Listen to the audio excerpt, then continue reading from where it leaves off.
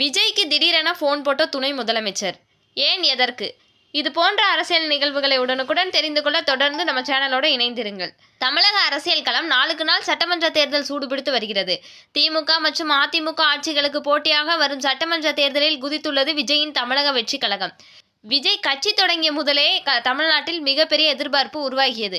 திமுகவை அரசியல் எதிரி என்றும் பாஜகவை கொள்கை எதிரி என்றும் தெரிவித்து அரசியல் செய்து வருகிறார் விஜய். இதனால் விஜய் தனித்தே தேர்தலை சந்திக்கும் சூழல் தற்போது வரை உள்ளது. கரூர் சம்பவத்திற்கு பிறகு விஜயின் தாவேகா பல்வேறு நெருக்கடிகளை சந்தித்து வருகிறது. இந்த நிலையில் தாவேகா தலைவர் விஜய்க்கு ஆந்திர துணை முதலமைச்சர் பவன் கல்யாண் தொலைபேசியில் தொடர்பு கொண்டதாக கூறப்படுகிறது. தொலைபேசியில் தொடர்பு கொண்ட பவன் கல்யாண் விஜயிடம் தனது சகோதரர் சிரஞ்சீவி பிரஜா ராஜ்யம் கட்சி தொடங்கி ஏற்பட்ட நிலைமைதான் தனித்து போட்டியிட்டால் உண்டாகும். அதனால் அதிமுக பாஜகவுடன் கூட்டணி சேருங்கள். அப்போதுதான் தேர்தலில் வெற்றி பெற்று துணை முதலமைச்சராக முடியும். அடுத்த தேர்தலில் தனித்து போட்டியிட்டு முதலமைச்சராக முடியும் என்று அறிவுரை கூறியதாக கூறப்படுகிறது.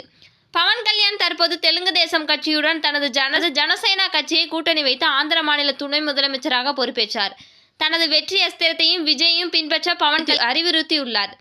பிரஜா ராஜ்யம் கட்சியை தொடங்கிய ஆந்திர அரசியலில் மிகப்பெரிய எதிர்பார்ப்பை ஏற்படுத்திய பவன் கல்யாண் அந்த மாநில சட்டமன்ற தேர்தலில் படுதோல்வி அடைந்தார். பின்னர் தனது கட்சியை காங்கிரசுடன் இணைத்தார். அதன் பின்பு தேர்தலில் இருந்து விலகுவதாக அறிவித்து மீண்டும் சினிமாவில் கவனம் செலுத்தி வருகிறார். கரூர் சம்பவத்தின் போது விஜய் மீது விமர்சனங்களும் குற்றச்சாட்டுகளும் பல தரப்பினரால் முன்வைக்கப்பட்ட நிலையில் அவருக்கு அதிமுக பாஜக தலைவர்கள் ஆறுதலாக கருத்து தெரிவித்தனர். விஜயும் அதற்கு நன்றி தெரிவித்தார்.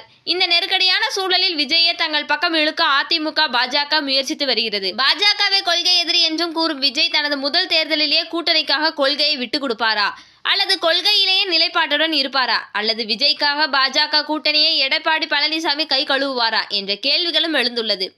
தமிழக அரசியலில் தனது தீவிர பரப்புரையை மேற்கொள்ள தொடங்கிய விஜய் நாமக்கல் பரப்புரையில் அதிமுகவை கடுமையாக விமர்சித்திருந்தார். அவரது செயல்பாடுகள் இதன் பின்பு எவ்வாறு இருக்கப் போகிறது என்பதை அடுத்தடுத்த நாட்கள் தெரிய வரும். ஓகே கைஸ், உங்களுக்கு இந்த வீடியோ பிடிச்சிருந்துச்சுன்னா லைக் பண்ணுங்க, ஷேர் பண்ணுங்க, மறக்காம சப்ஸ்கிரைப் பண்ணிருங்க.